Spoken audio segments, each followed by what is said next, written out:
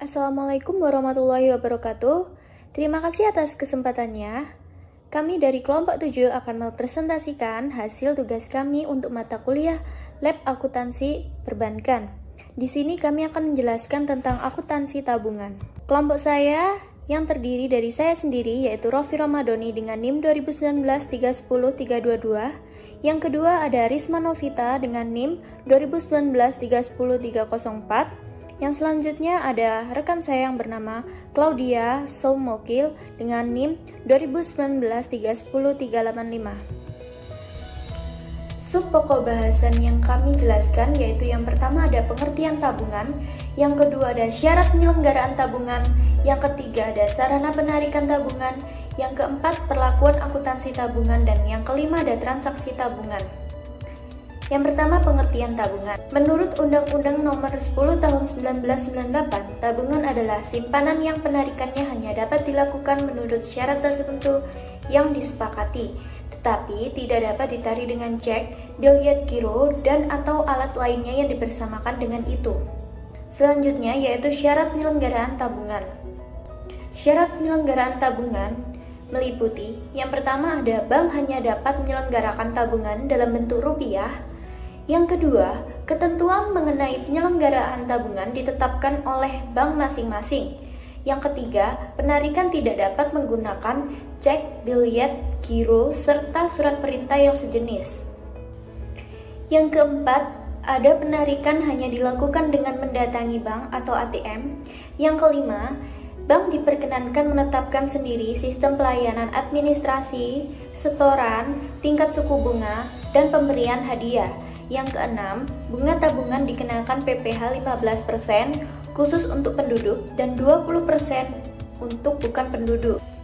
Yang ketiga yaitu sarana penarikan tabungan. Sarana penarikan tabungan meliputi yang pertama ada buku tabungan, yang kedua ada slip penarikan, ketiga ATM, keempat mobile banking, yang kelima internet banking. Terima kasih. Selanjutnya akan dijelaskan oleh rekan saya. Assalamualaikum warahmatullahi wabarakatuh.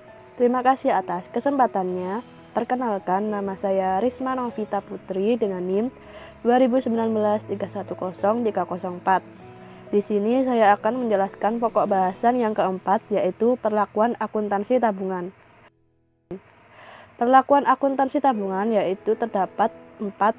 Yang pertama, saldo tabungan dinilai akan sebesar jumlah kewajiban bank kepada pemilik tabungan.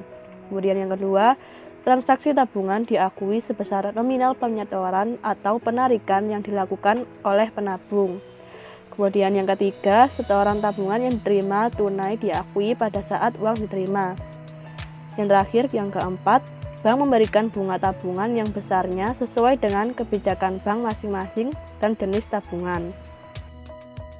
Baik, selanjutnya pokok bahasan yang kelima yaitu transaksi tabungan. Pertama, terdapat pembukaan rekening tabungan. Pada tanggal 4 Agustus 2015, Tuan E hendak membuka tabungan di Bank Perbanas Surabaya. Setoran pertamanya sebesar 1.500.000 secara tunai. Bunga ditetapkan secara floating yang mana disesuaikan pada suku bunga yang berlaku dan dihitung atas dasar lamanya tabungan mengendap. Pada waktu penyetoran pertama suku bunga sebesar 20% setahun. Atas dasar suku bunga ini akan diperhitungkan bunga tabungan untuk Tuan E hingga suku bunga Bank Perbanas Surabaya berubah. Pada saat penyetoran tersebut oleh Bank Perbanas Surabaya akan dibukukan dengan ayat jurnal sebagai berikut, yaitu kas sebesar 1.500.000 pada tabungan rekening Tuan E sebesar 1.500.000. Apabila pada tanggal 20 Agustus 2015 Tuan E kembali menyetor dengan menyerahkan lembar cek senilai 4.600.000 dari Tuan F, nasabah Bank Perbanas Surabaya, untuk keuntungan rekening tabungannya. Pada hari yang sama juga mendapat transfer masuk dari seorang rekannya di Jakarta melalui Bank Perbanas Jakarta sebesar 7.230.000 untuk keuntungan rekening tabungannya. oleh Bank Perbanas Surabaya akan dicatat sebagai berikut, yaitu giro rekening Tuan F sebesar 4.600.000, RAK Cabang Jakarta sebesar 7.230.000 pada tabungan rekening Tuan E sebesar 11.830.000. Selanjutnya penyetoran tabungan. Setoran tunai. Pak Arif pada tanggal 1 September 2021 hendak membuka tabungan di Bank BRI Cabang Surabaya. Setoran pertamanya sebesar 500.000 secara tunai. Debitnya kas sebesar 500.000 dan kreditnya tabungan Pak Arif sebesar 500.000. Pada tanggal 4 September 2021, Pak Arif kembali menyetor untuk rekening tabungannya dengan menyerahkan selembar cek senilai 4.500.000 dari Pak Putra. Pak Putra nasabah Bank BRI Surabaya. Pada hari yang sama, ia juga mendapat transfer dari rekannya melalui Bank BRI Cabang Jakarta sebesar 7 juta. Lalu jurnalnya yaitu debit giro Pak Putra sebesar 4.500.000, debit RAK Cabang Jakarta sebesar 7 juta, kredit tabungan Pak Arif sebesar 11.500.000. Kemudian penyetoran antar bank. Pak Arif melakukan setoran dari Bank BRI Cabang Salemba sebesar Rp 500.000. Jurnalnya debit RAK Cabang Salemba sebesar 500.000, kredit tabungan Pak Arif sebesar 500.000. Sekian presentasi dari saya. Apabila ada salahnya mohon maaf. Terima kasih. Wassalamualaikum warahmatullahi wabarakatuh. Terima kasih atas kesempatannya. Saya akan menjelaskan tentang contoh soal penarikan tabungan. Penarikan tabungan ini sendiri terdiri dari 3 cara. Cara yang pertama yaitu penarikan tunai. Pak Arif menarik dana tabungannya secara tunai di Bank BRI Cabang Jakarta sebesar Rp200.000. Jurnalnya yaitu tabungan Pak Arif Rp200.000 di sisi debit pada kas sebesar Rp200.000 di sisi kredit. Lalu cara yang kedua yaitu penarikan melalui mesin ATM.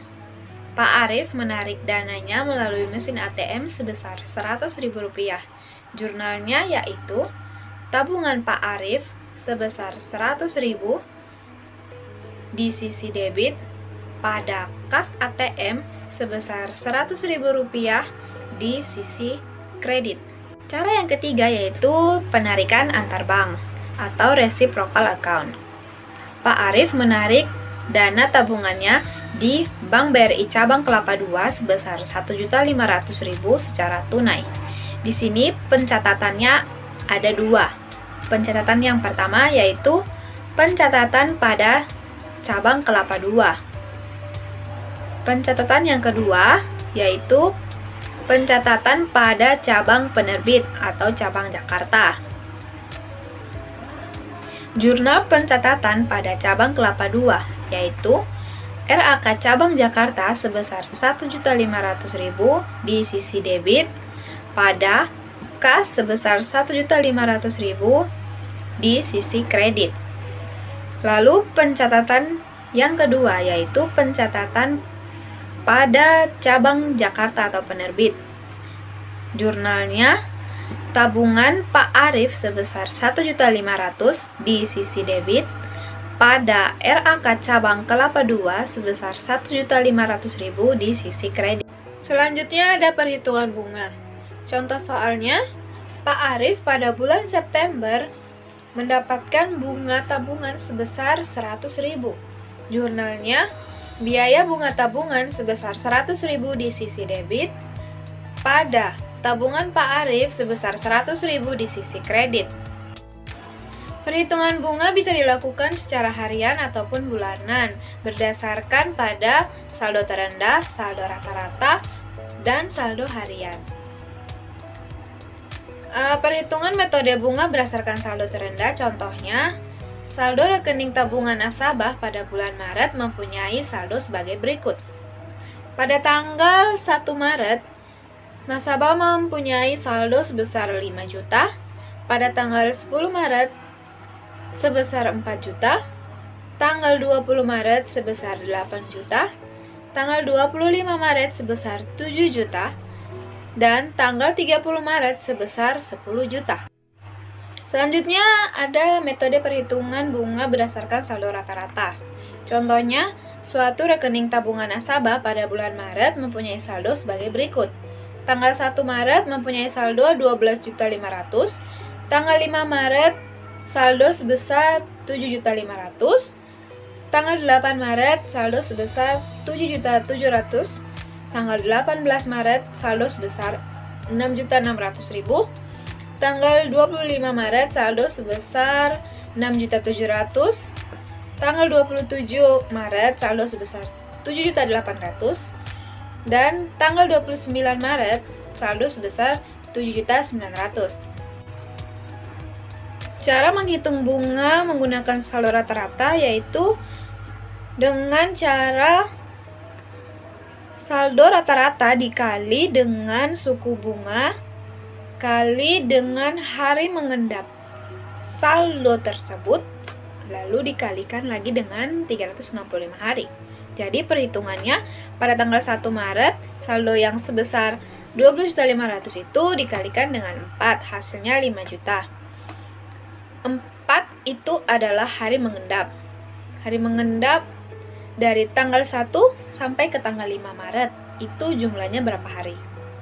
Lalu berikutnya tanggal 5 saldo sebesar 7.500.000 dikalikan dengan 3, hasilnya 22.500.000. Tanggal 8 saldo sebesar 7.700.000 dikalikan dengan 10, hasilnya 77 juta. Lalu tanggal 18 Maret saldo sebesar 6.600.000 dikalikan dengan 7, hasilnya 42 juta. Tanggal 25 Maret saldo sebesar 6.700.000 dikalikan 2, hasilnya 13.400.000. Lalu pada tanggal 27 Maret saldo yang sebesar 7.800.000 dikalikan 2, hasilnya 15.600.000. Lalu yang terakhir, tanggal 29 Maret saldo sebesar 7.900.000 dikalikan 3, hasilnya 23.700.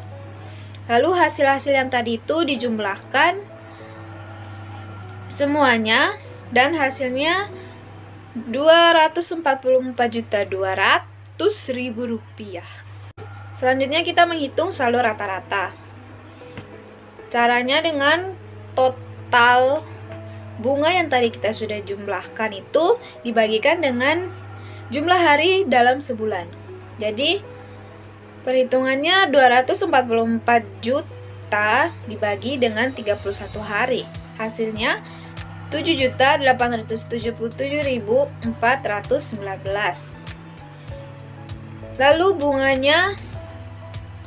Lalu kita menghitung bunga.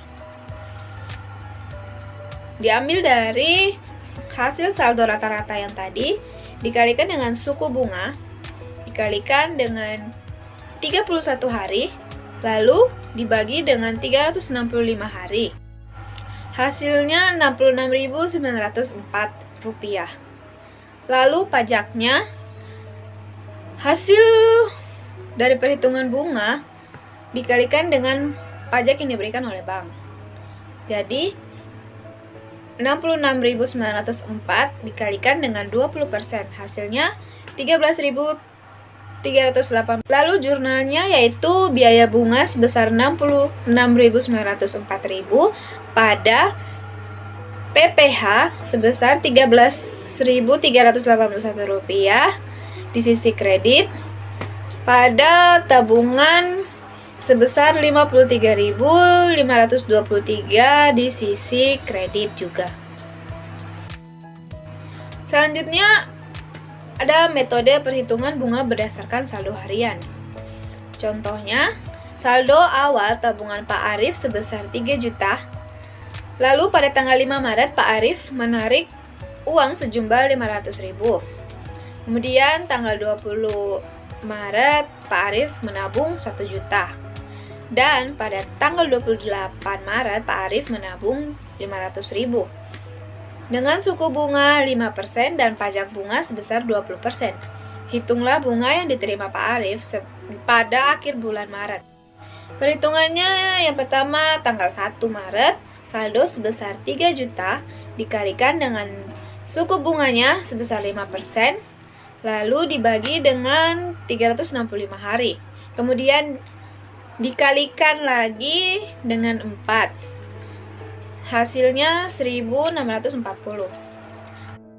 Tanggal 20 Maret saldo sebesar 3.500.000 dikali dengan 5% dibagi 365 hari kali lagi dengan 8 hari. Hasilnya 3.832. Yang terakhir tanggal 28 Maret saldo sebesar 4 juta dikalikan 5% lalu dibagi 365 dikali 4.